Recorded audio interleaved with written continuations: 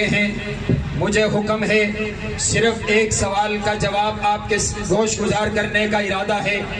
حضرات گرامی قدر، آپ نے دیکھا محرم الحرام کے مہینہ کے اندر صحابہ کرام کو گالی دی جاتی رہی، صحابہ کرام کو برا بلا کہا جاتا رہا۔ آخر اس کی وجہ کیا ہے؟ صحابہ کرام کو برا کیوں کہا جاتا ہے؟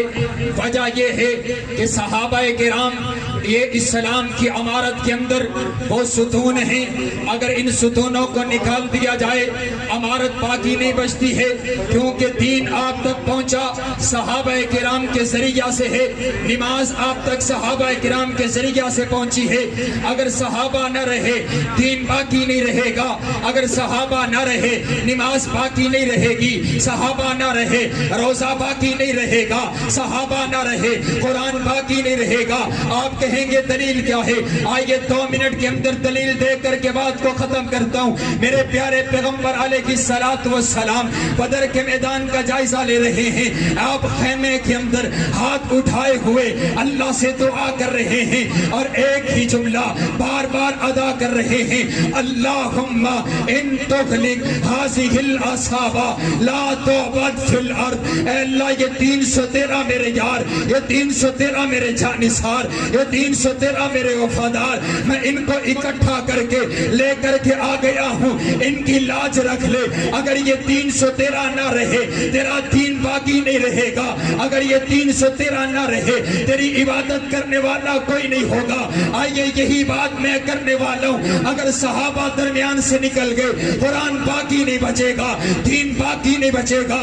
لیکن رب کعبہ کی قسم ہے جب تک اہل الحدیث زندہ ہے ہم دین کی حفاظت بھی کریں گے، صحابہ کرام کا دفاع بھی کریں گے۔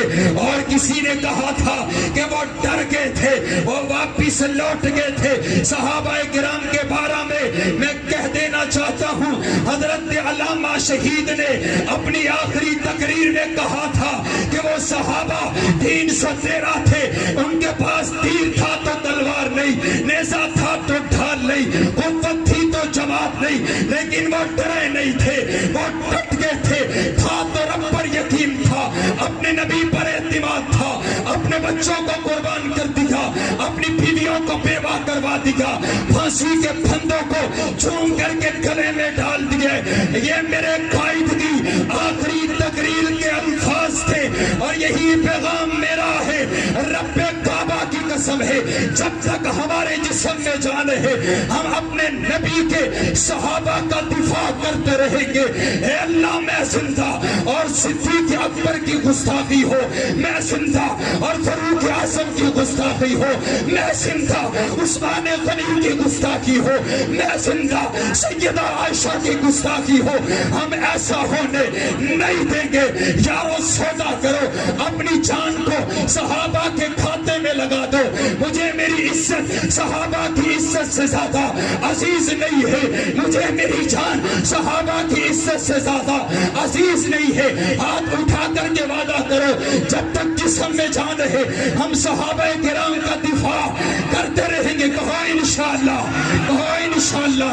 یہ سودا مہنگا نہیں ہے، بڑا سستا ہے، کیونکہ فنا للہ کی تہ میں بقا کا راز مضمر ہے۔ جسے مرنا نہیں آتا اسے جینا نہیں آتا۔ والسلام۔